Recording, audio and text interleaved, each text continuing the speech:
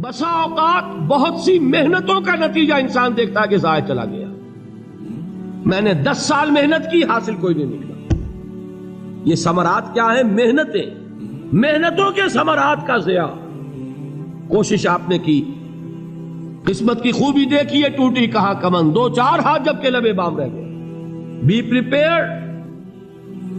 ایک شاعر کے یہ اشعار ہیں، وہ کمیونسٹ تھا، میں نام بھی نہیں لیتا، لیکن یہ کہ یہ اسی انقلابی، چونکہ ان کا بھی ایک انقلابی نظریہ ہے، انقلابی عمل میں یہ سارے مراحل آتے ہیں. کوئی سیٹ بیک آیا، فرض کیجئے کوئی ناکامی ہو گئی، تو اپنے ساتھیوں کو دل بندھانے کے لیے یہ فصل امیدوں کی ہمدم اس بار بھی غارت جائے گی، سب محنت صبحوں شاموں کی اب کے بھی اکارت جائے گی. میرے نبی کے ثمرات کا جو لفظ یہاں آیا ہے، وَنَقْصٍ مِّنَ الْأَمْوَالِ وَالْأَنفُسِ وَالثَّمَرَاتِ، سب محنت صبحوں شاموں کی اب کے بھی اکارت جائے گی. دھرتی کے کونوں کھدروں میں پھر اپنے لہو کی کھاد بھرو، پھر مٹی سینچو اشکوں سے، پھر اگلی رت کی فکر کرو، پھر اگلی رت کی فکر کرو، جب پھر ایک بار اجڑنا ہے. ایک فصل پکی تو بھر پایا، تب تک تو یہی کچھ کرنا ہے. ایک مقصد ہے سامنے، انقلاب برپا کرنا ہے. ایک کوشش ناکام ہو جائے کوئی پرواہ نہیں، نیکسٹ. پھر تیار رہو ناکامی کے لیے. ایسا نہ ہو جو انگریزی میں کہتے ہیں hope for the best but be prepared for the worst. ایسا نہ ہو کہ دوسری مرتبہ ناکام ہو کے بددل ہو جاؤ، تمہاری ہمتیں جواب دے جائیں. نہیں، پہلے سے تیار رہو کہ دوسری مرتبہ بھی ناکامی آئے تو آئے، لیکن جب تک کہ کامیابی حاصل نہیں ہوتی ہمیں یہ کام کیے چلے جائیں. دیکھیے سیرت میں آیا کہ نہیں یہ واقعہ. بدر میں مسلمانوں کو فتح ہوئی تو احد میں زک پہنچی کہ نہیں؟ 70 صحابہ شہید ہوئے کہ نہیں؟ اگر ان کی ہمتیں جواب دے جاتی تو گاڑی کیسے چلتی آگے؟ تو فرمایا وَلَنَبْلُوَنَّكُمْ بِشَيْءٍ مِّنَ الْخَوْفِ وَالْجُوعِ وَنَقْصٍ مِّنَ الْأَمْوَالِ وَالْأَنفُسِ وَالثَّمَرَاتِ.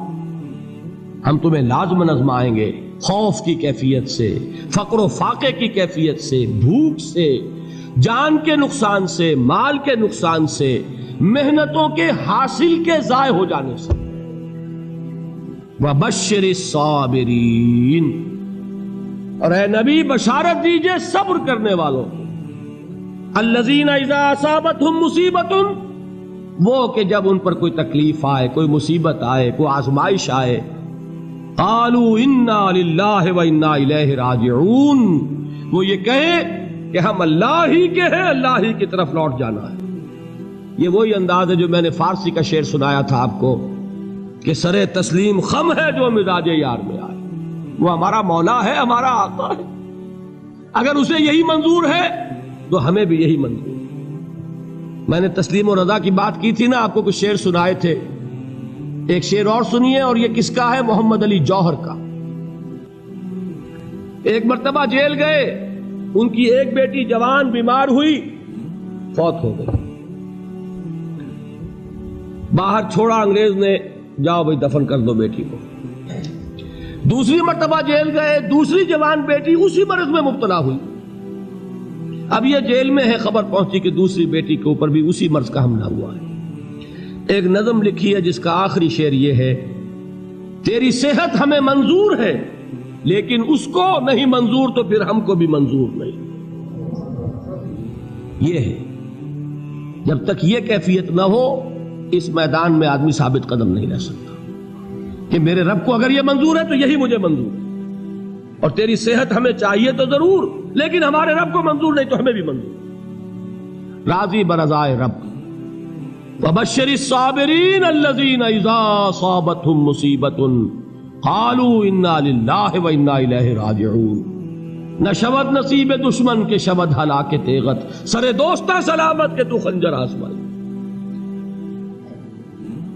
اولئک علیہم صلوات من ربہم ورحمہ، یہی ہے وہ لوگ جن پر ان کے رب کی طرف سے عنایتیں ہیں اور رحمتیں ہیں. وَأُولَئِكَ هُمُ الْمُهْتَدُونَ، اور یہی ہے وہ لوگ جو کامیاب ہونے والے ہیں، ہدایت پانے والے، ہدایت یافتہ. اسی سورہ بقرہ میں ذرا آگے چل کر، یہ تو ہے 20واں رکوع، 19واں رکوع، 21ویں رکوع کی پہلی آیت ہے لیس البر ان تولوا وجوہکم قبل المشرق والمغرب ولکن البر من آمن باللہ والیوم الآخر والملائکۃ والکتاب والنبیین وآتى المال على حبه ذوي القربى واليتامى والمساكين وابن السبيل والسائلين وفي الرقاب وأقام الصلاة وآتى الزكاة والموفون بعهدهم إذا عاهدوا والصابرين في البأساء والضراء وحين البأس۔ اب یہ آیت جو ہے سورۃ العصر میں جو مضامین آئے تھے سارے اس میں موجود ہیں۔ وہاں ایمان کا لفظ آیا، یہاں 5 ایمانیات کی تفصیل آ گئی، اعمال کی تفصیل آئی، اور آخری بات وہاں کیا ہے وَتَوَاصَوْا بِالصَّبْرِ، اور یہاں کیا ہے وَالصَّابِرِينَ فِي الْبَأْسَاءِ وَالضَّرَّاءِ وَحِينَ الْبَأْسِ، اور صبر کرنے والے، اصل نیکی ان کی ہے جو صبر کریں، کس میں؟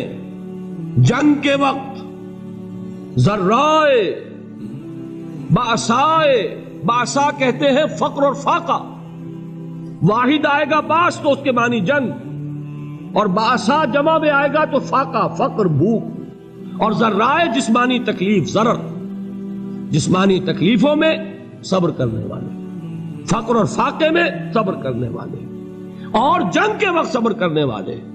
اولئک الذین صدقوا واولئک هم المتقون، یہ ہیں وہ لوگ جو صبر کرنے والے ہیں، یہ ہیں جو سچے ہیں، جو اپنے دعوے میں نیکی کے اور ایمان کے صادق ہیں، اور یہی وہ لوگ ہیں جو متقی۔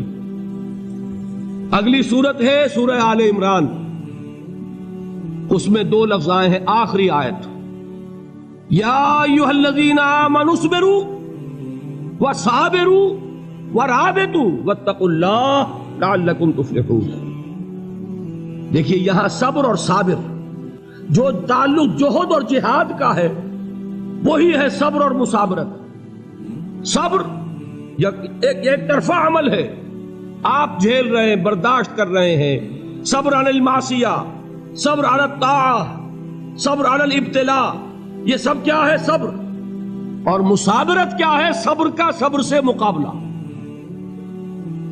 یہ سورہ آل عمران، اب وقت نہیں ہے، میں آپ کو سناتا اللہ تعالیٰ نے کیسے کیسے مسلمانوں سے کہا، مسلمانوں تمہیں زک پہنچی ہے تو انہیں بھی تو پہنچی تھی، ان کے 70 نہیں مارے گئے تھے بدر میں، ان کے حوصلے جو ہیں وہ تو پست نہیں ہوئے، وہ اگلے سال آ گئے تم پر چڑھائی کر کے، تم کیوں اتنا برا مان رہے ہو؟ تمہارے دل اتنے زخمی کیوں ہو گئے؟